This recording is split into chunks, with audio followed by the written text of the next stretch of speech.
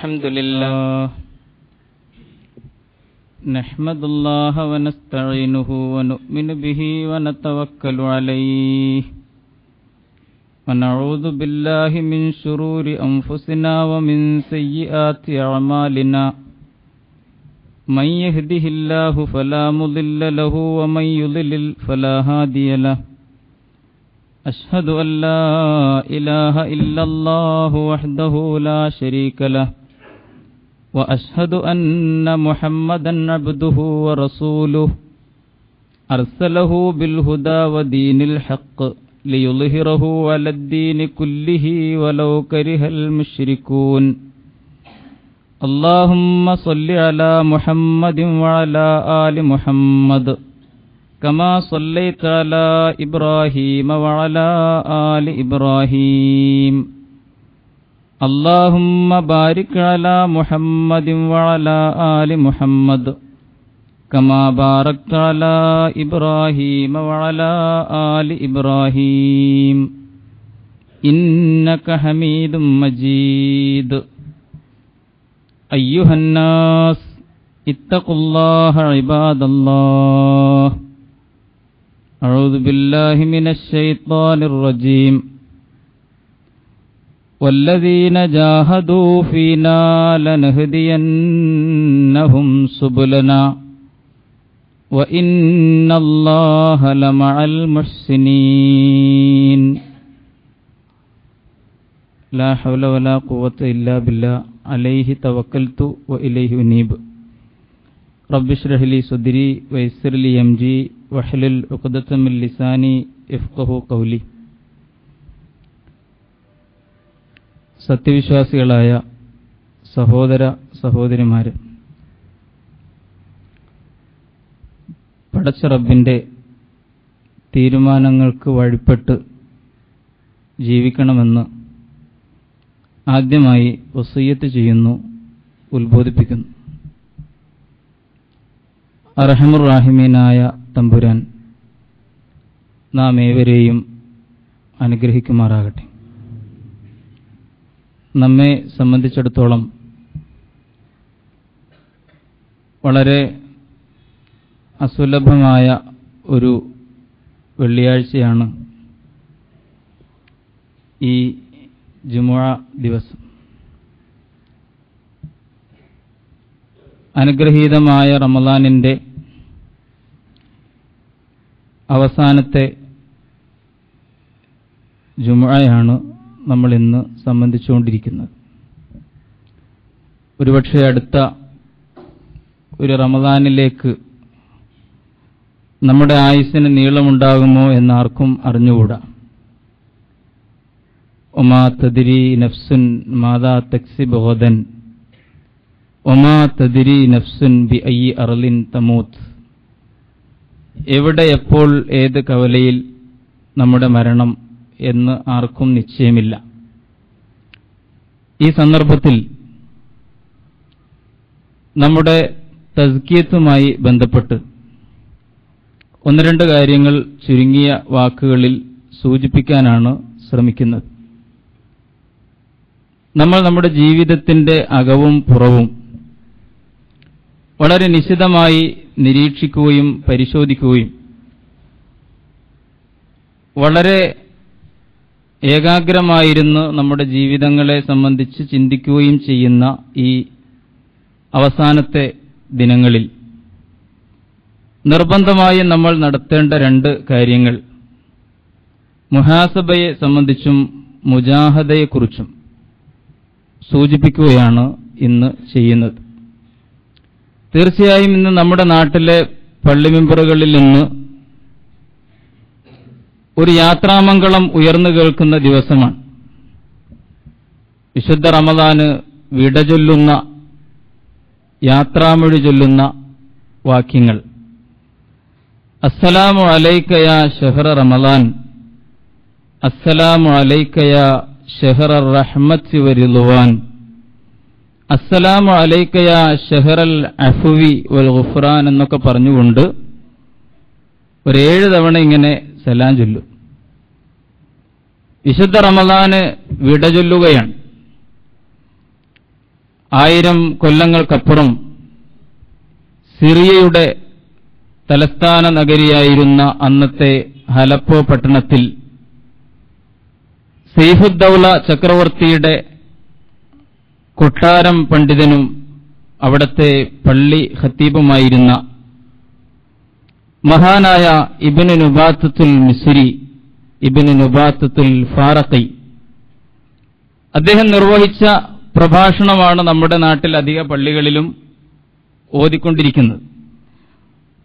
നുബാത്തി ഖുതുബ എന്നറിയപ്പെടുന്ന ആ പ്രഭാഷണം വളരെ പ്രാസഭംഗിയോടുകൂടി, സാഹിത്യ കൗതുകത്തോടുകൂടി നോക്കിക്കാണാവുന്ന നല്ല പ്രസംഗങ്ങളാണ്. പക്ഷേ ഹിജ്റ 4-ാം നൂറ്റാണ്ടിലാണ് അദ്ദേഹം ജീവിച്ചത്.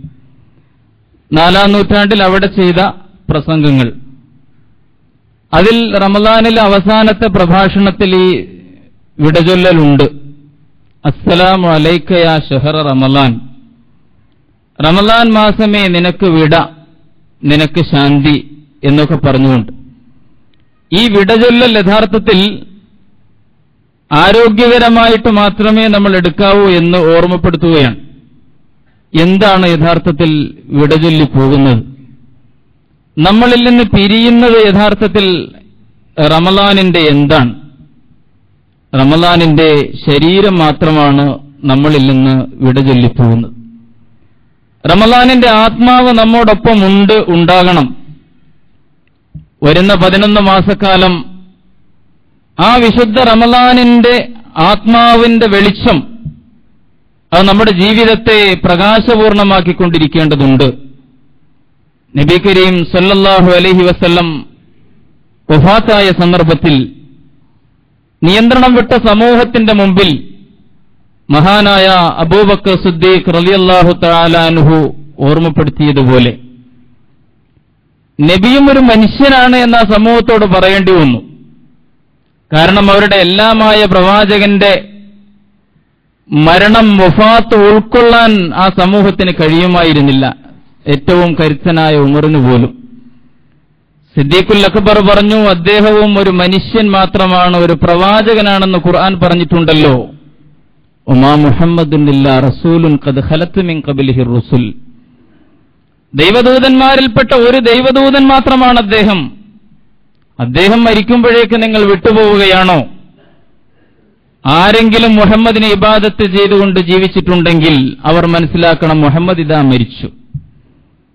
ആരെങ്കിലും മുഹമ്മദിന്റെ രക്ഷിതാവിനെ ഇബാദത്ത് ചെയ്തിട്ടുണ്ടെങ്കിൽ മനസ്സിലാക്കണം, ഇന്നല്ലാഹ ഹയ്യുൻ ലാ യമൂത്ത്, നിശ്ചയമാ അല്ലാഹുവിന് മരണമില്ല എന്ന് പറഞ്ഞുകൊണ്ട് ആ സമൂഹത്തെ ആ സാധാരണ നിലയിലേക്ക് കൊണ്ടുവന്നു സിദ്ദീഖുൽ അക്ബർ. എന്നതുപോലെ വിശുദ്ധ റമളാനിൽ നിന്ന് വിട പറഞ്ഞു പോകുന്നത് റമളാനിന്റെ ശരീരം മാത്രമാണ്, അതിന്റെ ജസദ് മാത്രമാണ്, റൂഹല്ല. അതുകൊണ്ട് റമളാനിന്റെ റൂഹുമായി ബന്ധപ്പെട്ട് ചിലത് ഇത് നമ്മൾ അങ്ങനെ ആരോഗ്യകരമായി ഉൾക്കൊണ്ടില്ലെങ്കിൽ വലിയ പ്രയാസമാണ്.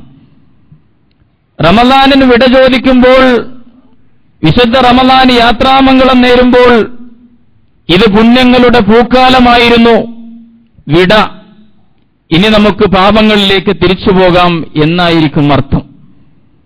ഇതുവരെ നമ്മൾ നിയന്ത്രണം പാലിച്ച് ജീവിക്കുകയായിരുന്നു, ഇനി നമുക്ക് ആ നിയന്ത്രണമൊക്കെ വിട്ട് ഇഷ്ടം പോലെ ആർഭാടത്തിൽ മുന്നേറാം എന്നായിരിക്കും അതിനർത്ഥം. ഇതുവരെ നമ്മൾ ക്ഷമിക്കുകയായിരുന്നു, സബറിന്റെ പാഠമാണ് നമ്മൾ ജീവിതത്തിൽ പ്രാവർത്തികമാക്കിക്കൊണ്ടിരുന്നത്. ഇതാ റമളാന് വിട, ഇനി നമുക്ക് കുറച്ചു ചാടാം എന്നായിരിക്കും അതിനർത്ഥം. ഇതുവരെ നമ്മൾ നമസ്കരിക്കുകയായിരുന്നു, അല്ല നമസ്കാരത്തിൽ വളരെ കൃത്യത പുലർത്തിയിരുന്നു. ഫർള് നമസ്കാരങ്ങൾക്ക് മാത്രമല്ല, രാത്രികളിൽ നിർവഹിച്ചിരുന്ന ഖിയാമുൽ ലൈലിനും പ്രത്യേകം നിഷ്ഠയോടുകൂടി പങ്കെടുക്കാൻ ശ്രമിച്ചു പോന്നിട്ടുണ്ട്. ഇതാ റമളാന് വിട, റമളാൻ പോവുകയാണ്, ഇനി നമുക്ക് പഴയപടി തോന്നുമ്പോ ചൊല്ലിയാകാം എന്നായിരിക്കും ആ വിടചൊല്ലലിന്റെ അർത്ഥം. വിശുദ്ധ റമളാനിൽ ഖുർആൻ നമ്മൾ ധാരാളമായിട്ട് പാരായണം ചെയ്തിരുന്നു. അടുത്ത ദിവസം ഒരു സുഹൃത്ത് പറഞ്ഞു 6 ഖത്തം അദ്ദേഹം തീർക്കാറുണ്ട് എന്ന്. നിരന്തരം ഖുർആൻ അങ്ങനെ പാരായണം ചെയ്തുകൊണ്ടിരിക്കുകയായിരുന്നു. അതിൽ നമ്മുടെ ഹൃദയത്തെ ലയിപ്പിക്കുകയായിരുന്നു. അതുമായി ബന്ധപ്പെട്ട ചടങ്ങുകളിൽ, ക്ലാസുകളിൽ പങ്കെടുക്കുകയായിരുന്നു. ഇതാ റമളാൻ മാസം, ഖുർആന്റെ മാസം പോയി കഴിഞ്ഞിരിക്കുന്നു. ഇനി നമുക്ക് ഖുർആൻ മുസ്ഹഫ് മടക്കി വെക്കാം, അത് നമ്മുടെ അലമാരയുടെ മുകളിൽ ഭദ്രമായിട്ട് പഴയതുപോലെ തന്നെ വെക്കാം, ഇനി അടുത്ത റമളാൻ വരട്ടെ. അല്ല, ആരോഗ്യകരമായിട്ട് ഈ വിടചൊല്ലലിനെ നമ്മൾ മനസ്സിലാക്കണം. റമളാനിന്റെ റൂഹല്ല, അതിന്റെ ജസദ് മാത്രമാണ് നമ്മുടെ മുമ്പിൽ നിന്ന് പോകുന്നത്. റമളാനിന്റെ റൂഹുമായി ബന്ധപ്പെട്ട ഒരു മുഹാസബ, ഒരാത്മവിചിന്തനം, ഒരു സ്വയം പരിശോധന എന്റെ പ്രിയപ്പെട്ട സഹോദരങ്ങൾ നടത്തണം എന്നതാണ് ഈ അവസാനത്തെ സന്ദർഭത്തിൽ വസിയത്ത് ചെയ്യാനുള്ളത്. യാ അയ്യുഹല്ലദീന ആമനത്തഖുല്ലാഹ് വൽതൻദുർ നഫ്സുൻ മാ ഖദ്ദമത് ലിഗദിൻ വത്തഖുല്ലാഹ് ഇന്നല്ലാഹ ഖബീറും ബിമാ തഅമലൂൻ. അൽ ഹശ്റിൽ അല്ലാഹു പറയുകയാണ്, അല്ലാഹുവിന്റെ പരമാധികാരം തിരിച്ചറിഞ്ഞ മുഅ്മിനുകളെ, അല്ലാഹുവിനെ നിങ്ങൾ സൂക്ഷിക്കുക. വൽതൻദുർ നഫ്സുൻ മാ ഖദ്ദമത് ലിഗദിൻ, നാളേക്ക് വേണ്ടി, അനശ്വരമായ നാളേക്ക് വേണ്ടി, ശനിയാഴ്ചയ്ക്ക് വേണ്ടിയല്ല. വൽതൻദുർ നഫ്സുൻ മാ ഖദ്ദമത് ലിഗദിൻ, അനശ്വരമായ അനന്തമായ ആ പരലോകത്തിലെ നാളേക്ക് വേണ്ടി എന്താണ് നിങ്ങളുടെ സമ്പാദ്യമെന്ന് നിങ്ങൾ ഓരോരുത്തരും സ്വയം പരിശോധിക്കുകയും ചെയ്യുക എന്ന് ഖുർആൻ ഈ മുഹാസബക്ക് നമ്മെ പ്രേരിപ്പിക്കുകയാണ്. ഒരു പർണശാലയിൽ ധ്യാനിച്ചിരിക്കുന്ന മനുഷ്യനെ പോലെയാണ് നോമ്പുകാരൻ. ആ പർണശാലയുടെ ശാന്തതയിൽ അയാൾ സ്വന്തത്തെ ഉള്ളും പുറവും തുറന്നു വെച്ചയാൾ പരിശോധിക്കുകയാണ്. ആത്മവിദ്യയുടെ നിരവധി കഠിനമായ പരീക്ഷണങ്ങളിലൂടെ കടന്നുപോവുകയാണ് അയാൾ.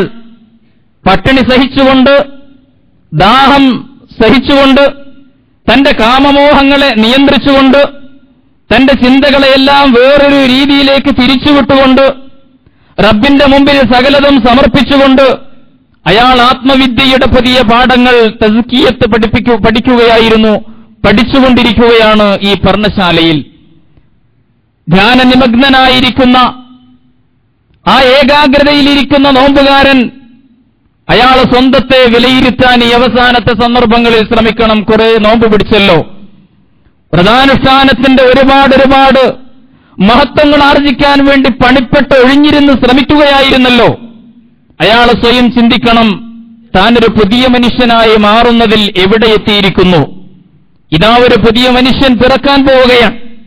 ആ പർണശാലയിൽ നിന്ന് സമൂഹത്തിലേക്ക് ഇറങ്ങുന്ന ഒരു വിശ്വാസി അയാൾ ജന്മം കൊള്ളുകയാണ്.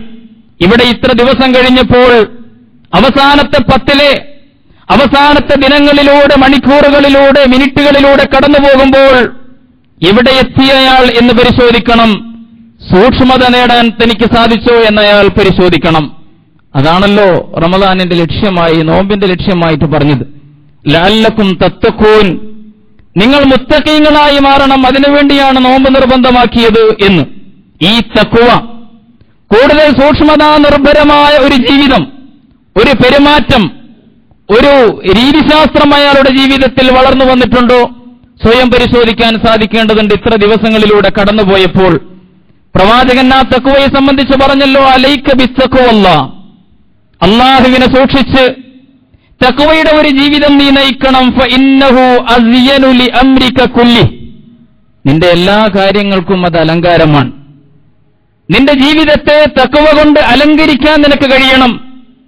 വ്യക്തിജീവിതം, കുടുംബജീവിതം, സാമൂഹ്യ പ്രവർത്തനം, കലാസാഹിത്യരംഗം, അല്ല, നീ ഏർപ്പെടുന്ന ജീവിതത്തിന്റെ സമസ്ത രംഗങ്ങളെയും ഈ തഖ്വ കൊണ്ട്, സൂക്ഷ്മത കൊണ്ട് അലങ്കരിക്കാൻ നിനക്ക് സാധിക്കണം. വളരെ ജാഗ്രതയോടുകൂടി മുന്നോട്ട് പോകുന്ന ഒരാളായിരിക്കണം നീ. അൽ ഹലാലു ബയ്യിനുൻ വൽ ഹറാമു ബയ്യിൻ, റസൂലുള്ളാഹി സ്വല്ലല്ലാഹു അലൈഹി വസല്ലം പറയുകയാണ്, ഇസ്ലാം ദീനിൽ നിഷിദ്ധങ്ങൾ വളരെ വ്യക്തമാണ്, അനുവദിക്കപ്പെട്ടതും വളരെ വ്യക്തമാണ്. വബൈനഹുമാ മുസ്തബിഹാത്ത്, പക്ഷേ ഈ ഹറാമിന്റെയും ഹലാലിന്റെയും ഇടയിൽ ചില സദൃശങ്ങളായ കാര്യങ്ങളുണ്ട്, അവ്യക്തതക്കിടയുള്ള ചില കാര്യങ്ങളുണ്ട്. അത് ഹറാമോ ഹലാലോ എന്ന് നമുക്ക് സംശയം തോന്നിക്കുന്ന ചിലതുണ്ട്. ലാ യഅലമുഹാ കസീറുൻ മിനന്നാസ്, മഹാഭൂരിപക്ഷവും അതിന്റെ യാഥാർത്ഥ്യം എന്താണെന്ന് മനസ്സിലാക്കാത്തവരാണ്. പ്രവാചകൻ പറഞ്ഞു, ഫമനിത്തഖ ശുബ്ഹാത്തി ഇസ്തബറഅ ലിദീനിഹി വഇർലിഹി, അതുകൊണ്ട് ആരാണ് ആ അവ്യക്തമായ കാര്യങ്ങളിലേക്ക് വഴുതി വീഴാത്തവൻ, അവൻ യഥാർത്ഥത്തിൽ തന്റെ അഭിമാനത്തെയും തന്റെ ദീനിനെയും രക്ഷിച്ചവനാണ്. വമൻ വഖഅ ഫി ശുബ്ഹാത്ത്, ആരെങ്കിലും ആ സംശയാസ്പദമായവയിലേക്ക് വീണുപോയാൽ, നമ്മൾ ഗൗരവത്തിൽ ചിന്തിക്കേണ്ട ഒരു വിഷയമാണ് പറയുന്നത്. ഹലാലും ഹറാമും അവ്യക്തമായി സന്ദേഹത്തിന് അവകാശമുള്ള വിഷയങ്ങളിൽ ആരെങ്കിലും അതിലേക്ക് വീണുപോയാൽ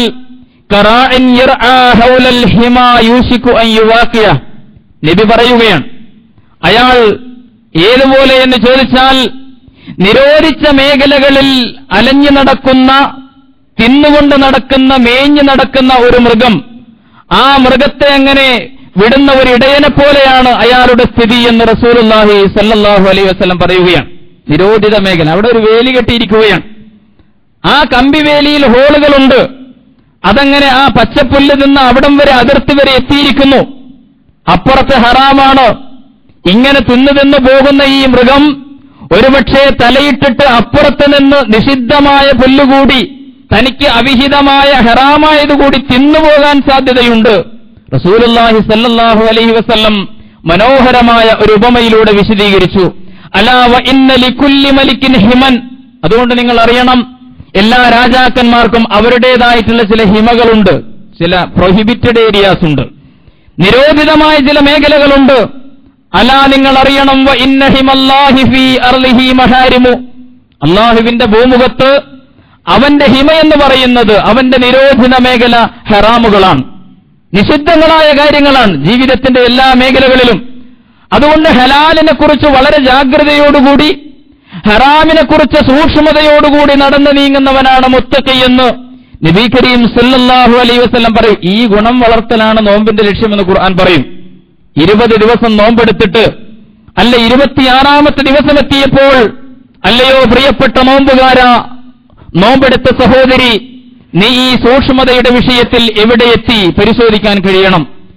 നീ തിന്നുന്ന ഭക്ഷണം, നീ ചെയ്യുന്ന ജോലി, നിന്റെ മേഖലകൾ അത് അല്ലാഹുവിന് പൊരുത്തപ്പെട്ട ഹലാലിന്റെ മേഖലകളാണോ എന്ന് ചിന്തിക്കാൻ സാധിക്കേണ്ടതുണ്ട്.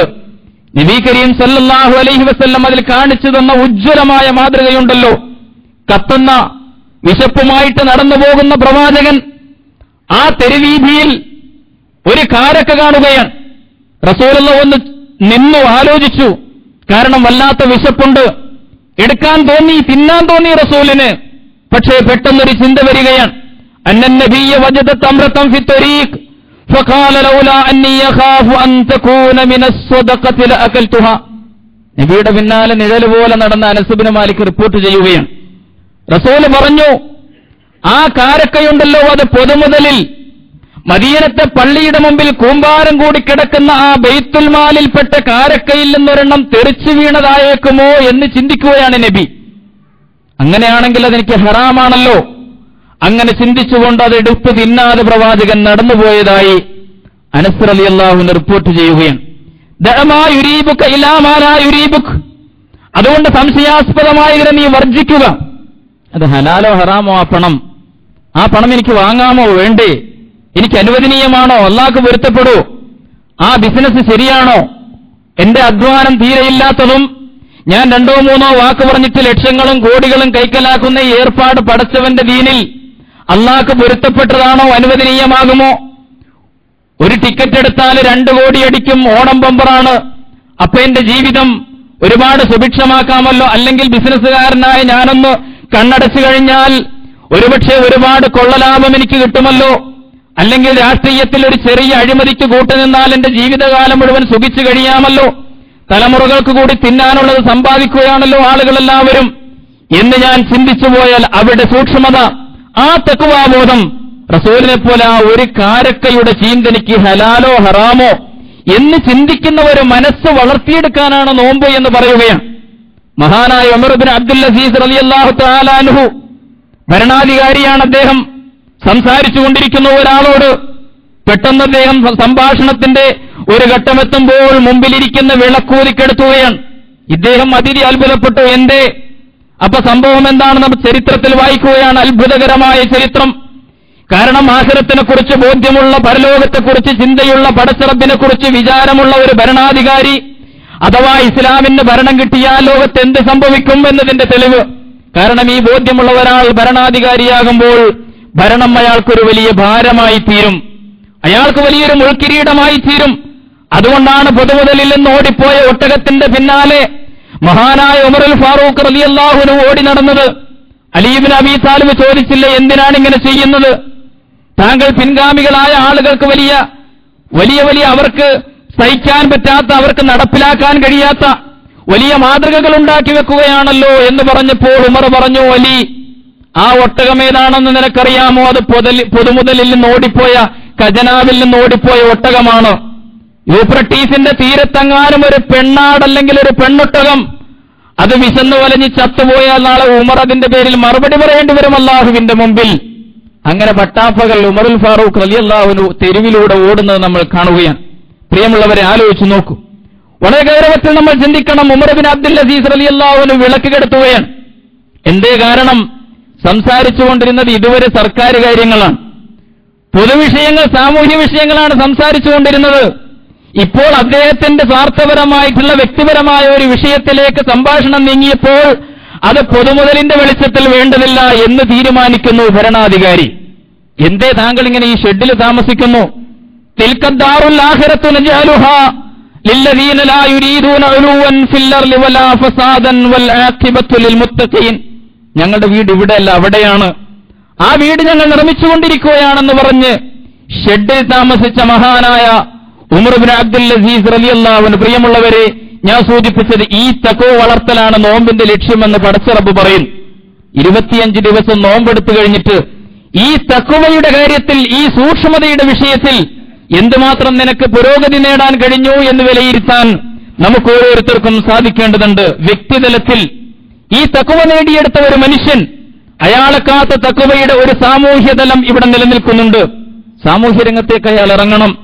റമളാന് ശേഷം അയാളുടെ ദൗത്യം അതാണ്. പ്രവാചകന്മാര് ചെയ്ത മഹത്തായ ദൗത്യത്തിലേക്ക്, ലോകത്തിന്റെ മുമ്പിലേക്ക്, ജനമധ്യത്തിലേക്ക് ഇറങ്ങേണ്ടവനാണ് നോമ്പുകാരൻ. കാരണം വിശുദ്ധ ഖുർആൻ നമ്മോട് പറയുന്നു, സൂറത്ത് ശുഅറാ പോലുള്ള വിശുദ്ധ ഖുർആനിലെ അധ്യായങ്ങൾ ഓതി നോക്കിയാൽ നമുക്ക് മനസ്സിലാകും, ഓരോ പ്രവാചകനും ചെയ്തത് തഖ്വയുടെ പ്രബോധനമായി. ഇത് ഖാല ലഹും അഖൂഹും നൂഹുൻ അലാ തത്തഖൂൻ. ശിർക്ക് കൊടുമ്പിരി കൊണ്ടിരുന്ന ആ സമൂഹത്തിൽ ശൈഖുൽ അംബിയ നൂഹ് അലൈഹിസ്സലാം ചോദിക്കുകയാണ്, അലാ തത്തഖൂൻ, നിങ്ങൾ അള്ളാഹുവിന്റെ നിയമങ്ങൾ പാലിച്ച് സൂക്ഷ്മതയോടുകൂടി ജീവിക്കുന്നില്ലേ, തഖ്വ പാലിക്കുന്നില്ലേ എന്ന് ചോദിക്കുന്നു. ഇത് ഖാല ലഹും അഖൂഹും ഹൂദുൻ അലാ തത്തഖൂൻ. ഇത് ഖാല ലഹും അഖൂഹും സ്വാലിഹുൻ അലാ തത്തഖൂൻ. ആർഭാടപ്രമത്തരും ധിക്കാരികളും നിഷേധികളുമായി ജീവിച്ച ആദ് സമൂദ് വിഭാഗങ്ങളോട് സ്വാലിഹ് നബിയും ഹൂദ് നബിയും ചോദിക്കുന്നു, അലാ തത്തഖൂൻ, നിങ്ങൾ തഖ്വ പാലിക്കുന്നില്ലേ? ഇത് ഖാല ലഹും അഖൂഹും ലൂത്തുൻ അലാ തത്തഖൂൻ. ലൈംഗികമായ അരാജകത്വം കൊടികുത്തി വാണിരുന്ന ആ കാലഘട്ടത്തിൽ ലൂത്ത് നബി സമുദായത്തോട് ചോദിക്കുന്നു, അലാ തത്തഖൂൻ, ഈ രംഗത്ത് അല്ലാഹുവിന്റെ നിയമങ്ങൾ പാലിച്ച് സൂക്ഷ്മതയോടുകൂടി തഖ്വയുള്ളവരായി നിങ്ങൾ ജീവിക്കുന്നില്ലേ? ഇത് ഖാല ലഹും അഖൂഹും ശുഐബുൻ അലാ തത്തഖൂൻ. മദിയൻ നിവാസികൾ വ്യാപാരത്തിലും സാമ്പത്തിക ഇടപാടുകളിലും വെട്ടിപ്പുകളും തട്ടിപ്പുകളും കൊള്ളകളും നടത്തിക്കൊണ്ടിരുന്നപ്പോൾ മഹാനായ ശുഐബ് നബി അവരോട് ചോദിക്കുന്നു, അലാ തത്തഖൂൻ, നിങ്ങൾ തഖ്വ പാലിക്കുന്നില്ലേ? വഇന്ന ഇല്യാസ ലമിനൽ മുർസലീൻ, ഇലിയാസും നമ്മുടെ ദൈവദൂതന്മാരിൽപ്പെട്ടവൻ തന്നെയായിരുന്നു. ഇത് ഖാല ലിഖൗമിഹി അലാ തത്തഖൂൻ, ഇല്യാസ് നബി ചോദിക്കുന്നുവല്ല, നിങ്ങൾ തഖ്വയോടുകൂടി ജീവിക്കാൻ സന്നദ്ധരല്ലേ? എല്ലാ നബിമാരും ചോദിച്ച ചോദ്യം അലാ തത്തഖൂൻ. ഇത് ലോകത്തിന്റെ മുമ്പിൽ ചോദിക്കുകയാണ് മുസ്ലിം ഉമ്മത്തിന്റെ ദൗത്യം. ഈ പരിശീലന കാലത്തിലൂടെ തഖ്വയുടെ, സൂക്ഷ്മതയുടെ ഒരു സംസ്കാരം സമാർജിച്ചെടുത്ത ഒരു സത്യവിശ്വാസി ലോകത്തിന്റെ മധ്യത്തിൽ നിന്നുകൊണ്ട് അധർമ്മങ്ങളിൽ, അഴിമതികളിൽ, തിന്മകളിൽ മുന്നോട്ടു പോകുന്ന സമൂഹത്തോട്, ലോകത്തോട്, അക്രമികളോട്, അഴിമതിക്കാരോട് അലാ തത്തഖൂൻ എന്ന് ചോദിക്കാൻ മൂസാ നബി ഫിർഔന്റെ മുമ്പിൽ ചോദിച്ചതുപോലെ, ഇബ്രാഹിം നബി നമ്രൂദിന്റെ മുമ്പിൽ ചോദിച്ചതുപോലെ, ഈസാ അലൈഹിസ്സലാം പൗരോഹിത്യത്തിന്റെ മുമ്പിൽ ചോദിച്ചതുപോലെ അലാ തത്തഖൂൻ എന്ന് ചോദിക്കുകയാണ്. അതാണ് തഖ്വയുടെ സാമൂഹ്യമായ തലം എന്ന് പറയുന്നു.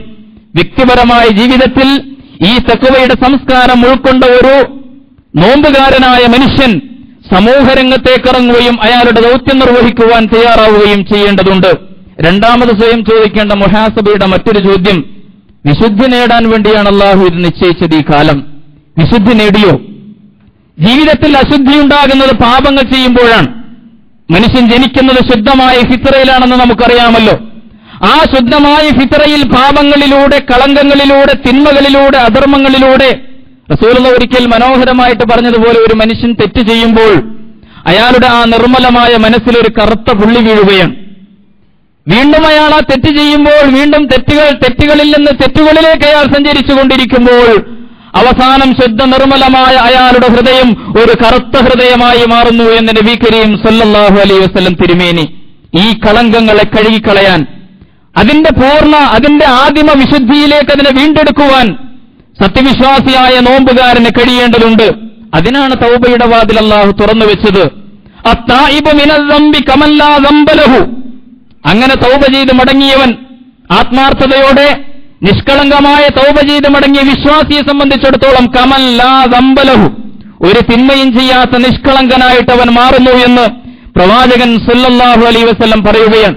അതിനുവേണ്ടിയായിരുന്നല്ലോ നമ്മുടെ പ്രാർത്ഥനകൾ, ബാങ്കിന്റെ ഇഖാമത്തിന്റെയും ഇടയിൽ നമ്മൾ നടത്തിയ പ്രാർത്ഥനകൾ, ദുആക്ക് പ്രത്യേകം ഉത്തരം കിട്ടുമെന്ന് പറഞ്ഞ പ്രത്യേക നിമിഷങ്ങളിൽ നമ്മൾ നടത്തിയ പ്രാർത്ഥനകൾ, രാവിന്റെ അവസാന യാമങ്ങളിൽ ഉറക്കൊഴിച്ചെണീറ്റിരുന്ന് തഹജ്ജുദ് നമസ്കരിച്ച് വിത്ർ നമസ്കരിച്ച് നടത്തിയിരുന്ന പ്രാർത്ഥനകൾ, കണ്ണീർ അല്ലാഹുവിന്റെ മുമ്പിൽ സമർപ്പിച്ചുകൊണ്ട് കൽബകത്തിലുള്ള കളങ്കങ്ങൾ മുഴുവൻ കഴുകിക്കളയാൻ വേണ്ടി നമ്മൾ നടത്തിയ പ്രാർത്ഥനകൾ, ഈ പ്രാർത്ഥനകൾ കൊണ്ട് നമ്മൾ ജീവിതത്തിൽ വിശുദ്ധി നേടിയോ എന്ന് ചിന്തിക്കാൻ കഴിയേണ്ടതുണ്ട്. പ്രാർത്ഥനകളുടെ നിബന്ധനകളെക്കുറിച്ച് പണ്ഡിതന്മാർ പറഞ്ഞു വെച്ചിട്ടുണ്ട്. ഒന്നാമതായിട്ട് അവർ പറഞ്ഞു, ഏകാന്തതയിൽ നീ നിന്റെ മനസ്സിനെ സൂക്ഷിക്കണം. ഏകാന്തതയിൽ നീ നിന്റെ മനസ്സിനെ സൂക്ഷിക്കണം. സമൂഹത്തിലേക്ക് ഇറങ്ങുമ്പോൾ നിന്റെ നാവിനെ സൂക്ഷിക്കാൻ നിനക്ക് കഴിയണം.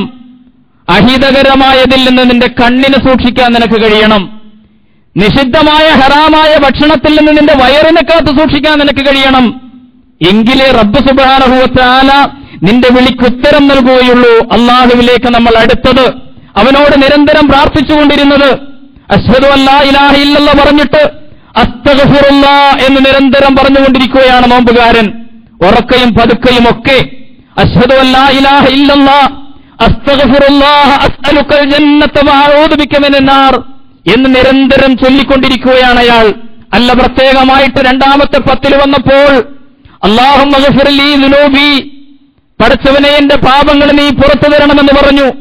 പിന്നെ ലൈലത്തുൽ ഖദ്റിന്റെ നാളുകളിലേക്ക് വന്നപ്പോൾ അല്ലാഹുമ്മ ഇന്നക അഫൂൻ തുഹിബ്ബുൽ അഫ്വ ഫഅഫു അന്നി, പടച്ചവനെ എന്നോട് നീ വിട്ടുവീഴ്ച ചെയ്യണം, നീ അത് ഇഷ്ടപ്പെടുന്നവനാണല്ലോ എന്ന് നിരന്തരം അല്ലാഹുവിന്റെ മുമ്പിൽ മാപ്പപേക്ഷ സമർപ്പിച്ചവനാണ്.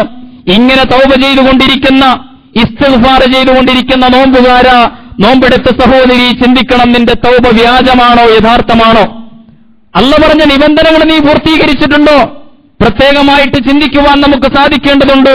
അവിടെ ഒരു കുറ്റബോധത്തിൽ നിന്ന്, നിഷ്കളങ്കമായ വിചാരത്തിൽ നിന്ന്, ഇനി മേലിനാ പാപത്തിലേക്ക് തിരിച്ചു ചെല്ലുകയില്ലെന്ന ദൃഢനിശ്ചയത്തിൽ നിന്ന്, അങ്ങനെ നെതുമിൽ നിന്ന് അസിമിലേക്ക് എത്തുമ്പോഴാണ് തൗബ സാർത്ഥകമായി തീരുക. നെതുമ് കുറ്റബോധമാണ്. ചെയ്തുപോയല്ലോ പഠിച്ചവനെ, അറിഞ്ഞോ അറിയാതെയോ ചെയ്തുപോയി, വല്ലാത്ത കുറ്റബോധം, വിങ്ങുന്ന മനസ്സ്, അബൂലുബാബയുടെ മനസ്സ്, ജുഹൈന ഗോത്രത്തിലെ ഹൗല എന്ന പെൺകുട്ടിയുടെ മനസ്സ്, അവിഹിത ഗർഭം ധരിച്ചിട്ട് പ്രവാചകന്റെ മുമ്പിൽ വന്നിട്ട് ശിക്ഷയേറ്റുവാങ്ങിപ്പോയ ആ പെണ്ണുണ്ടല്ലോ, മായിസ് റളിയല്ലാഹു അൻഹുവിന്റെ മനസ്സ്, തൊഹിർനി യാ റസൂലല്ലാഹ്, അശുദ്ധമായി പോയി ജീവിതം, റസൂലെ ശുദ്ധീകരിക്കൂ എന്ന് പറഞ്ഞ് ഇങ്ങോട്ട് വന്ന മായിസിന്റെ മനസ്സ്, ആ മനസ്സോടുകൂടി വേണമല്ലോ തൗബ ചെയ്യാൻ.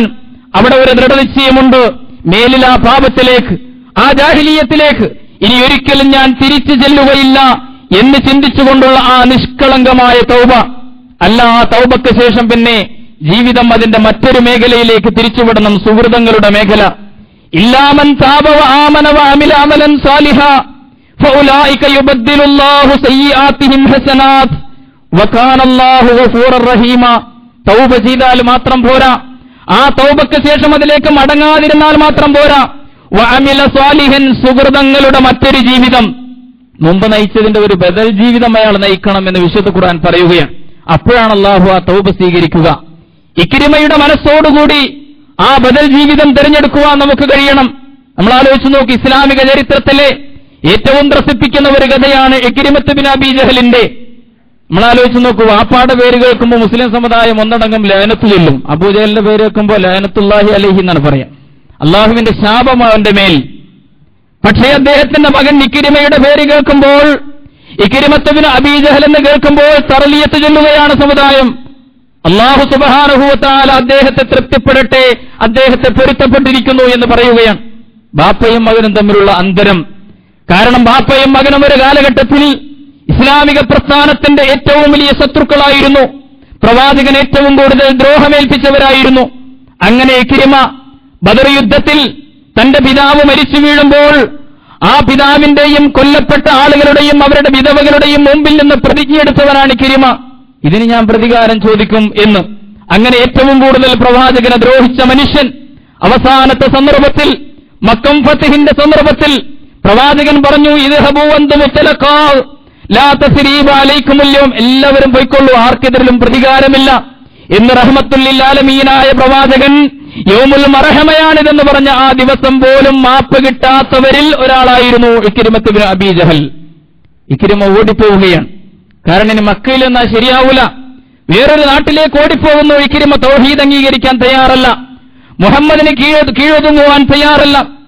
അങ്ങനെ അവസാനം അദ്ദേഹത്തിന്റെ ഭാര്യ ഓടിപ്പോയ ഭർത്താവിനെ കുറിച്ച് റസൂലിന്റെ മുമ്പിൽ വന്ന് പറയുകയാണ്, അല്ലാഹുവിന്റെ റസൂലേ, ഇക്രിമ ഇങ്ങനെ ഓടിപ്പോയി, അദ്ദേഹത്തിന്റെ മാപ്പുണ്ടോ? നബി കരീം സല്ലല്ലാഹു അലൈഹി വസല്ലം പറഞ്ഞു, അദ്ദേഹത്തിന്റെ മാപ്പുണ്ട്, ഉറപ്പായും അദ്ദേഹത്തിന്റെ മാപ്പുണ്ട് എന്ന് പറയുമ്പോൾ ഈ ഭാര്യ അദ്ദേഹത്തെ അന്വേഷിച്ചു പോവുകയാണ്. തിഹാമ കടൽ തീരത്ത് വെച്ച് സ്വന്തം ഭർത്താവിനെ കാണുകയാണ്. കപ്പലിലേക്ക് കയറാൻ പോകുന്നു. കപ്പിത്താനുമായി സംസാരിച്ചു കൊണ്ടിരിക്കുകയാണ്. കപ്പിത്താൻ പറഞ്ഞു, നിങ്ങൾ അശ്ഹദു അല്ലാ ഇലാഹ ഇല്ലല്ലാഹു അശ്ഹദു അന്ന മുഹമ്മദ് റസൂലുള്ളാഹി പറയണം, ഞങ്ങൾ എത്തിച്ചു തരാം. അല്ല, അതിന്റെ പേരിലാണല്ലോ ഈ കുഴപ്പമൊക്കെ ഉണ്ടായി ഞാൻ നാട്ടിൽ നിന്ന് ഓടിപ്പോകുന്നത്. ഇക്രിമ സമ്മതിച്ചില്ല. അങ്ങനെ സംസാരിച്ചു കൊണ്ടിരിക്കുമ്പോൾ ഓടി വരികയാണ് ഭാര്യ. ഇങ്ങനെ അല്ലാഹുവിന്റെ റസൂലിന്റെ സന്നിധിയിൽ നിന്ന് ഞാൻ വരികയാണ്, നിങ്ങൾക്ക് മാപ്പുണ്ട്, റസൂല് തന്നിരിക്കുന്നു എന്ന് പറയുന്നു. ഇക്രിമക്ക് വിശ്വസിക്കാൻ കഴിഞ്ഞില്ല. ഇത്രമാത്രം വ്യക്തിപരമായും അല്ലാതെയും പ്രവാചകനെ ദ്രോഹിച്ച തനിക്കും പിതാവിനും പ്രവാചകൻ മാപ്പ് തരികയോ? നബി കരീം സല്ലല്ലാഹു അലൈഹി വസല്ലമിന്റെ മുമ്പിൽ മാപ്പുണ്ടെന്നറിഞ്ഞിട്ട് ഭാര്യയും ഭർത്താവും കൂടി മക്കയിലേക്ക് വരും. അവര് മക്കയിൽ എത്തുന്നതിന് മുമ്പേ സഹാബത്തിനോട് റസൂലുള്ളാഹി പറയുകയാണ്, ഇക്രിമ ഇപ്പോൾ ഇവിടെ വരും. അങ്ങനെ അദ്ദേഹം വരുമ്പോൾ നല്ലവനായിട്ട് വരികയാണ് ആ മനുഷ്യൻ. അദ്ദേഹത്തിന്റെ മുമ്പിൽ മരിച്ചുപോയ അബൂജഹലിനെ സംബന്ധിച്ച് അദ്ദേഹത്തിന്റെ ഉപ്പയെപ്പറ്റി മോശമായതൊന്നും നിങ്ങൾ പറയരുത്. റസൂലുള്ളാഹി സ്വല്ലല്ലാഹു അലൈഹി വസല്ലം സഹാബത്തിനോട്, മരിച്ചവരെന്തിനാ ദുഷിക്കുന്നത്? അവർ പോയല്ലോ, അവരെക്കുറിച്ച് പറഞ്ഞ് ജീവിച്ചിരിക്കുന്നവരെ വേദനിപ്പിക്കേണ്ടതില്ല എന്ന് സംസ്കാരം പഠിപ്പിച്ചു കൊടുത്തു അല്ലാഹുവിന്റെ റസൂൽ സ്വല്ലല്ലാഹു അലൈഹി വസല്ലം.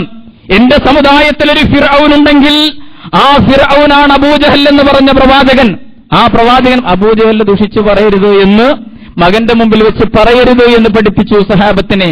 അങ്ങനെ ഇക്രിമ വന്നു, അല്ലാഹുവിന്റെ റസൂലേ, ഞാൻ എന്താണ് ചെയ്യേണ്ടത്? അശ്ഹദു അല്ലാ ഇലാഹ ഇല്ലല്ലാഹു വ അശ്ഹദു അന്ന മുഹമ്മദർ റസൂലുള്ളാഹി എന്ന് പറയണം. ഇക്രിമ അത് ഏറ്റുചൊല്ലി കണ്ണീരിന്റെ നനവോടുകൂടി റസൂലിനോട് ചോദിച്ചു, അല്ലാഹുവിന്റെ റസൂലേ, ഇനി ഞാൻ എന്താണ് പ്രതിജ്ഞ എടുക്കേണ്ടത് ഈ സദസ്സിൽ നിന്നുകൊണ്ട്? സത്യവിശ്വാസികളുടെ ആ സദസ്സിൽ വെച്ചിട്ട് ഞാൻ എന്താണ് ചൊല്ലേണ്ടത് എന്ന് ചോദിക്കുമ്പോൾ പ്രവാചകൻ പറഞ്ഞു, ഇക്രിമ, നീ ഒരു പ്രതിജ്ഞ എടുക്കണം. ഞാൻ ഒന്നാമതായി ഒരു മുസ്ലിമാണ്, രണ്ടാമതായി ഒരു മുജാഹിദാണ്, മൂന്നാമതായി ഒരു മുഹാജിറാണ് എന്ന് നീ പറഞ്ഞുകൊള്ളൂ. ഞാൻ അല്ലാഹുവിന് കീഴ്പ്പെട്ടവൻ, അല്ലാഹുവിന്റെ മാർഗത്തിൽ സമരം ചെയ്യുന്നവൻ, വേണ്ടി വന്നാൽ അല്ലാഹുവിന്റെ മാർഗത്തിൽ പലായനം ചെയ്യാൻ തീരുമാനിക്കാൻ ഒരു മടിയുമില്ലാത്ത ഒരു മുഹാജിർ, അങ്ങനെയാണ് ഞാനെന്ന് നീ പ്രതിജ്ഞ എടുക്കൂ. ഇക്രിമത്ത് ഇബ്നു അബീ ജഹൽ റളിയല്ലാഹു തആല അൻഹു അവിടെ നിന്ന് പ്രതിജ്ഞ എടുക്കുകയാണ്. പ്രിയമുള്ളവരെ, അവസാനം പ്രവാചകനോട് അദ്ദേഹത്തിന് ഒരൊറ്റ അഭ്യർത്ഥന മാത്രം, അല്ലാഹുവിന്റെ റസൂലേ, എന്റെ ജീവിതത്തിൽ ഒരുപാട് ഭാഗം താങ്കളെയും ഇസ്ലാമിനെയും ദുഷിച്ചുകൊണ്ട് നിങ്ങൾക്കെതിരിൽ ഏറ്റവും വലിയ സമരം നയിച്ച് കുഴപ്പങ്ങളുണ്ടാക്കിയവനാണ് ഞാനും എന്റെ വാപ്പയും. അതുകൊണ്ട് എനിക്ക് മാപ്പ് തരണം. മാപ്പ് തരാൻ വേണ്ടി താങ്കളെ വ്യക്തിപരമായും പലപ്പോഴും ഞാൻ അവഹേളിച്ചു പോയിട്ടുണ്ട് റസൂലേ. അതുകൊണ്ട് അള്ളാഹു അത് വിട്ടുതരാൻ വേണ്ടി താങ്കൾ അള്ളാഹുവിനോട് പ്രാർത്ഥിക്കണം. ആ ഒരൊറ്റ ആവശ്യമേ താങ്കളുടെ മുമ്പിൽ എനിക്ക് ഉന്നയിക്കാനുള്ളൂ. അങ്ങനെ പ്രവാചകൻ പ്രാർത്ഥിക്കുകയാണ്. പ്രിയമുള്ളവരെ, ആലോചിച്ചു നോക്കൂ. അത്തായിബു മിനൽ ദംബി കമല്ലാ ദംബ ലഹു, പാപം ചെയ്യാത്തവനായി മാറുന്നു ഇക്രിമത്ത് ഇബ്നു അബീ ജഹൽ. പിന്നീട് അദ്ദേഹത്തിന്റെ ജീവിതം നമ്മൾ വായിക്കുകയാണ്. ഏറ്റവും അത്ഭുതകരമായ ജീവിതം. ജാഹിലിയ്യത്തിൽ എങ്ങനെയായിരുന്നു അവിടെ വെച്ച് തന്നെ അദ്ദേഹം പ്രഖ്യാപിക്കുന്നുണ്ട്, ഈ ജാഹിലിയ്യത്തിന്റെ കുഫറിന്റെ ശിർക്കിന്റെ മാർഗത്തിൽ ഞാൻ നടന്നതിന്റെ 10 മടങ്ങ് അള്ളാഹുവിന്റെ മാർഗത്തിൽ ഞാൻ ജീവിച്ചു തീർക്കുമെന്ന് പ്രതിജ്ഞ എടുത്തുകൊണ്ടാണ് ഇക്രിമത്ത് ഇബ്നു അബീ ജഹൽ മറ്റുള്ള സഹാബത്തിനേക്കാളൊക്കെ ഖുർആനുമായിട്ട് ബന്ധം പുലർത്തി ഇക്രിമയെന്ന് ചരിത്രം പറയുകയാണ്. പലരും ഖുർആനിരുന്ന് പാരായണം ചെയ്യുമ്പോൾ മദീനത്തെ പള്ളിയുടെ മൂലയിലിരുന്നു കൊണ്ടൊരു മിസ്കീനായ മനുഷ്യൻ, ഒരു സാധുവായ മനുഷ്യനെ പോലെ ഈ അബൂജഹലിന്റെ മകൻ പലപ്പോഴും അദ്ദേഹം ഖുർആൻ അങ്ങനെ ഓതിക്കൊണ്ടിരിക്കുമ്പോൾ ആ മുസ്ഹഫ് എടുത്ത് കണ്ണിമയിൽ വെച്ചുകൊണ്ട് ചുംബിച്ചുകൊണ്ട് ഇതാ എന്റെ റബ്ബിനോട് സംസാരിക്കുകയാണല്ലോ ഈ കലാമിലൂടെ. അനിർവചനീയമായ ആനന്ദമാണത്. ഒരുപക്ഷെ നമുക്കൊക്കെ നമ്മുടെ അനുഭവത്തിന്റെ പുറത്തു നിൽക്കുന്ന ഒരു അനുഭവമാണ്. അല്ല എന്നോട് സംസാരിക്കുകയാണ്. ഇത്രകാലം എന്റെ ജീവിതത്തിൽ ഇതൊക്കെ മനസ്സിലാക്കാതെ പോയല്ലോ. പിന്നെ ഉഹദ് മുതൽ പിന്നെ എല്ലാ യുദ്ധങ്ങളിലും അദ്ദേഹം അല്ലാഹുവിന്റെ റസൂലിന്റെ പിന്നിൽ അതിശക്തനായ ഒരു പോരാളിയായി നിൽക്കുകയാണ്. അവസാനം ഇസ്ലാമിക സംസ്കാരത്തെ ഉയർത്തിപ്പിടിച്ച് അതിന്റെ സാഹോദര്യത്തിന്റെ ചരിത്രത്തിലെ ഏറ്റവും വലിയ മാതൃകയായി മഹാനായ ഇക്രിമ ഷഹീദായി തീരുന്നു യർമൂക്കിന്റെ സന്ദർഭത്തിൽ. യർമൂക്ക് യുദ്ധത്തിൽ മാരകമായി മുറിവേറ്റ് കിടക്കുകയാണ് 2-3 സഹാബിമാർ. ഒരാൾ വെള്ളവുമായിട്ട് വരുന്നു, നമ്മൾ കേട്ടിട്ടുള്ള കഥയാണ്. അങ്ങനെ ഇക്രിമ ദാഹിച്ചവശനായിട്ട് സക്കറാത്തുൽ മൗത്തിന്റെ സന്ദർഭത്തിൽ അദ്ദേഹത്തിലേക്ക് വെള്ളവും കൊണ്ട് ചെല്ലുന്ന ഒരു സഹാബി. അങ്ങനെ ഇക്രിമ വെള്ളം കുടിക്കാൻ ഒരുങ്ങുമ്പോൾ തൊട്ടപ്പുറത്ത് കിടക്കുന്ന അയ്യാശ് ഇബ്നു റബീഅ നോക്കുന്നു. മറ്റൊരു സഹാബി, അദ്ദേഹത്തിനും വെള്ളം വേണം. അദ്ദേഹം ഇങ്ങനെ ദയനീയമായിട്ട് നോക്കിയപ്പോ ഇക്രിമക്ക് മനസ്സിലായി വെള്ളത്തിനാണ്. വയൂസിറൂന അലാ അൻഫുസിഹിം വലൗ കാന ബിഹിം ഖസാസ. തങ്ങൾക്ക് ഏറ്റവും വലിയ ആവശ്യമുള്ളപ്പോഴും അവരുടെ ആവശ്യത്തിന് മറ്റുള്ളവരുടെ ആവശ്യങ്ങൾക്ക് മുൻഗണന നൽകുന്ന ഇസ്ലാമിന്റെ ആ സംസ്കാരം ഉയർത്തിപ്പിടിച്ചുകൊണ്ട് ഈ അബൂജഹലിന്റെ മകൻ ഇക്രിമ പറയുകയാണ്, അല്ല അദ്ദേഹം ആംഗ്യം കാണിക്കുകയാണ്, അയ്യാശിന് കൊടുക്കൂ വെള്ളം, എനിക്ക് വേണ്ട എന്ന് പറയും. അങ്ങനെ അയ്യാശിന്റെ അടുത്തേക്ക് പോവുകയാണ് ഈ തുകൽപാത്രവുമായിട്ട് വന്ന സഹാബി. അയ്യാശിന് വെള്ളം കൊടുക്കുന്നതിന് മുമ്പ് തന്നെ അദ്ദേഹം മരണപ്പെട്ടു. തിരിച്ച് ഇക്രിമയുടെ അടുത്ത് വന്നപ്പോൾ ഇക്രിമയും മരണപ്പെട്ടു. നമ്മൾ ആലോചിച്ചു നോക്കൂ, ഹാരിസ് ബിൻ ഹിഷാം മറ്റേ സഹാബി, അദ്ദേഹത്തിന്റെ അടുത്ത് ചെല്ലുമ്പോൾ അദ്ദേഹവും മരണപ്പെട്ടു. അങ്ങനെ യർമൂക്കിന്റെ യുദ്ധക്കളത്തിൽ ഒരു പാനപാത്രം, ഒരു കൂജ, ഒരു വെള്ളത്തിന്റെ ഒരു തുകൽപാത്രം അവിടെ ആരുമെടുക്കാതെ യത്തീമായി കിടക്കുകയാണ്. ഇസ്ലാമിക സംസ്കാരത്തിന്റെ സാഹോദര്യത്തിന്റെ ഏറ്റവും വലിയ ചിഹ്നമായി ചരിത്രത്തിൽ അത് അവശേഷിച്ച് ഞാൻ പറഞ്ഞു വന്നത്, തൗബ ചെയ്ത് മടങ്ങിയ ഒരു മനുഷ്യന്റെ ജീവിതം. ഇല്ലാമൻ താബ വആമന വഅമില അമലൻ സാലിഹ ഫഉലൈക യുബദ്ദിലുല്ലാഹു സയ്യിആതിഹിം ഹസനാത്ത്. അയാൾ ചെയ്ത എല്ലാ സയ്യിആത്തുകൾക്കും പകരം അല്ലാഹു ഹസനാത്തുകൾ അയാൾക്ക് രേഖപ്പെടുത്തി കൊടുക്കുമെന്ന് പറയുകയാണ്. നോമ്പ് പിടിച്ചിട്ടുള്ള സഹോദര, നോമ്പെടുത്തിട്ടുള്ള സഹോദരി, നീ ചിന്തിക്കണം, ഈ നോമ്പിലൂടെ നിന്റെ ആർദ്രത വളർന്നോ? നിന്റെ മനസ്സ് കട്ടിയായിരുന്നല്ലോ, കുറെയൊക്കെ അതൊന്ന് സുതാര്യമായോ? ഒരാർദ്രത നിന്റെ മനസ്സിൽ വർദ്ധിച്ചോ? കനിവുണ്ടായോ മനസ്സിൽ? അത് റമദാനിന്റെ ലക്ഷ്യമായിരുന്നല്ലോ. പ്രവാചകൻ പറഞ്ഞു, ഷഹ്റുൽ മുവാസാത്ത്, ഇത് സഹാനുഭൂതിയുടെ വസന്തമാണ്. എന്താ സഹാനുഭൂതി എന്ന് പറഞ്ഞാൽ? മറ്റുള്ളവരെ തുല്യരായിട്ട് കാണാം, അവർക്കുള്ള വേദനകളെ സ്വന്തം വേദനകളായിട്ട് മനസ്സിലാക്കാനുള്ള കഴിവ്, മനസ്സിന്റെ വിശാലത, ആ ഒരു സിമ്പതി അവരോട് നിനക്ക് തോന്നിയിട്ടുണ്ടോ? വളരെ ഗൗരവത്തിൽ നമുക്ക് ചിന്തിക്കാൻ കഴിയണം. അതുകൊണ്ടാണല്ലോ നമ്മൾ ദാനധർമ്മങ്ങൾ ചെയ്തത്. അതിനുവേണ്ടി സദഖ ചെയ്തു, അതിനുവേണ്ടി സക്കാത്ത് കൊടുത്തു, കാണുന്നവർക്കൊക്കെ വാരിക്കോരി കൊടുത്തു, നോമ്പ് തുറപ്പിച്ചു, ഒരുപാട് സുഹൃതങ്ങൾ ചെയ്തു പോവുകയാണ്. റമളാൻ കാലത്ത് നമ്മൾ നമ്മുടെ ഹൃദയത്തിന് ആർദ്രതയുണ്ടായോ എന്ന് പരിശോധിക്കാൻ കഴിയണം.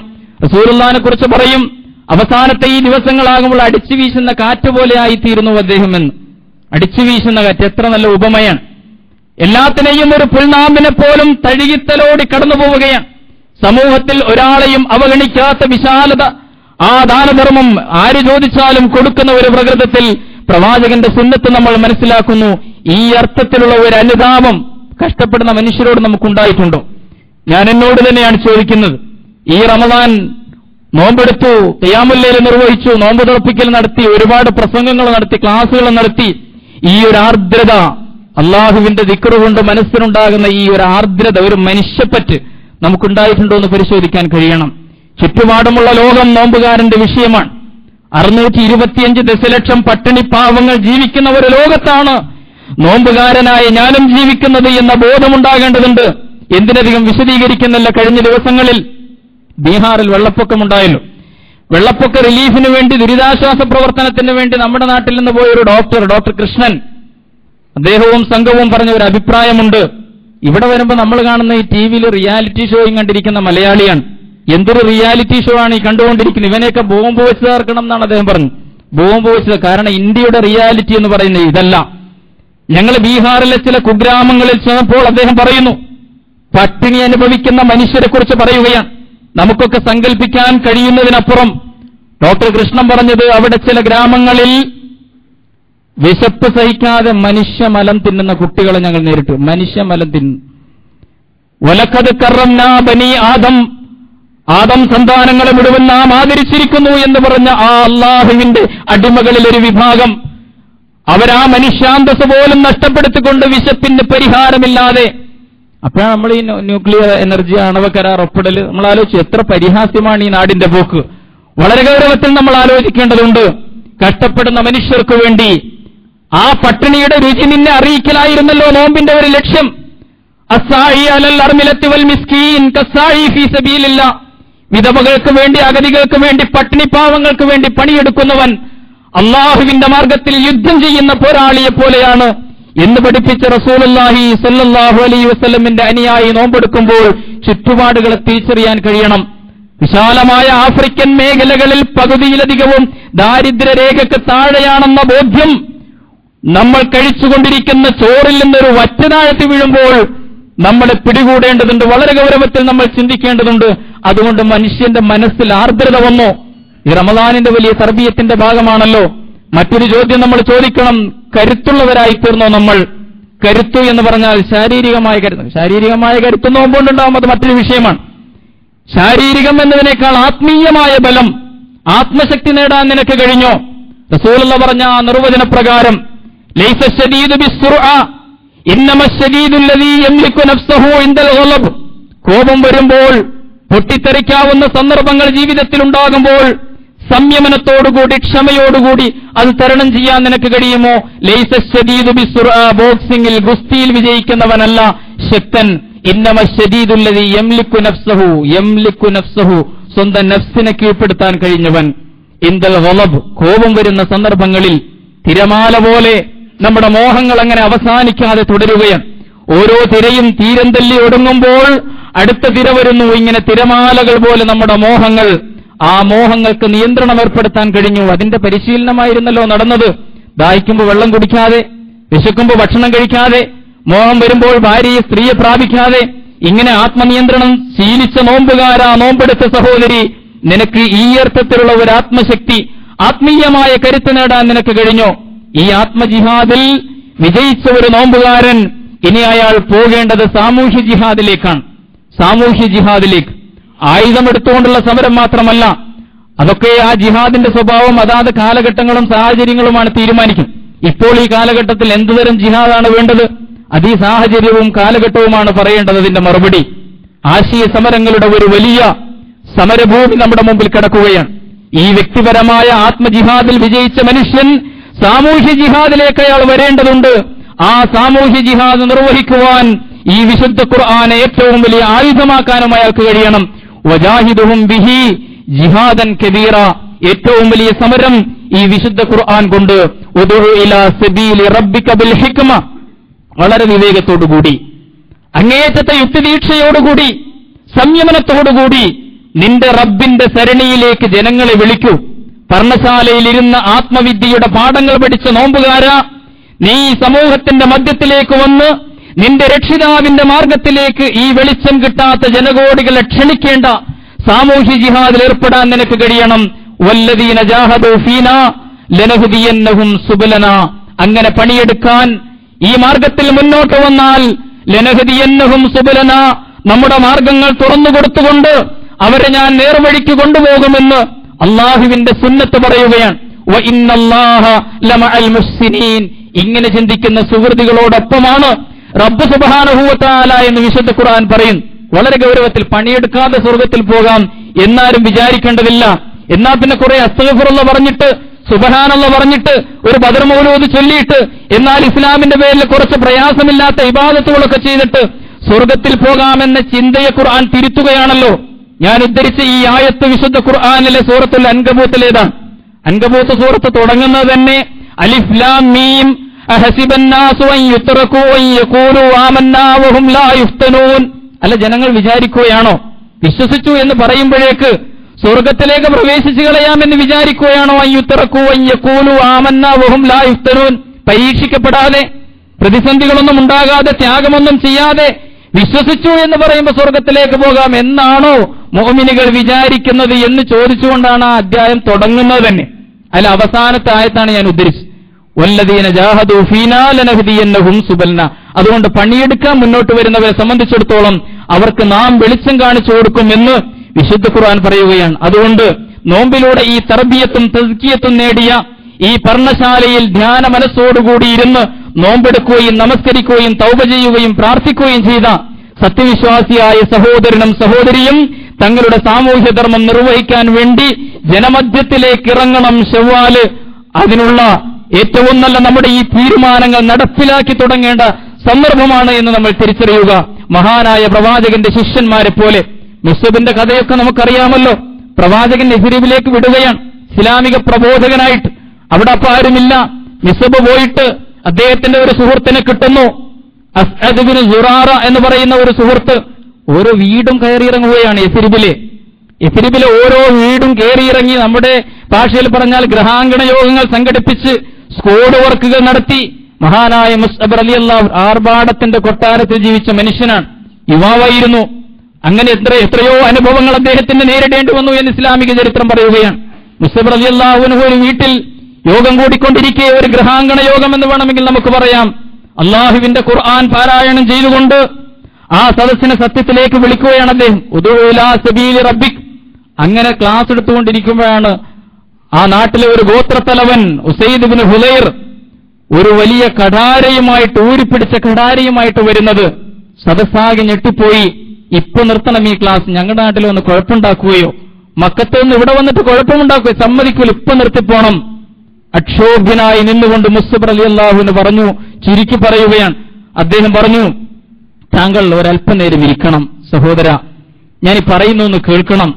താങ്കളുടെ നാടിനും നാട്ടുകാർക്കും ദോഷകരമായ എന്തെങ്കിലും ആശയമാണ് ഞാൻ പറയുന്നതെങ്കിൽ താങ്കൾ ചൂണ്ടിക്കാണിച്ചോളൂ, ഞാൻ പോയിക്കൊള്ളാം. അതല്ല, നല്ലതാണെങ്കിൽ താങ്കൾ സ്വീകരിക്കണം. ഉസൈദ് ചിന്തിച്ചു, ഒരു കടാരപ്രയോഗം ഇല്ലാതെ കാര്യം നടക്കുമെങ്കിൽ എന്തിനാ സംഘർഷത്തിന് ബുദ്ധിമാനായിരുന്നു അദ്ദേഹം അവിടെ ഇരുന്നു. മുസ്അബ് റളിയല്ലാഹു അൻഹു അള്ളാഹുവിന്റെ പ്രവാചകന്റെ സദസ്സിൽ നിന്ന് ഇസ്ലാം പഠിച്ച സഹാബി. അദ്ദേഹം വിശുദ്ധ ഖുർആനിലെ ആയത്തുകൾ പാരായണം ചെയ്തുകൊണ്ട് ആ സദസ്സിനെ ഉത്ബോധിപ്പിച്ചുകൊണ്ടിരിക്കുകയാണ്. ചരിത്രം പറയുന്നു,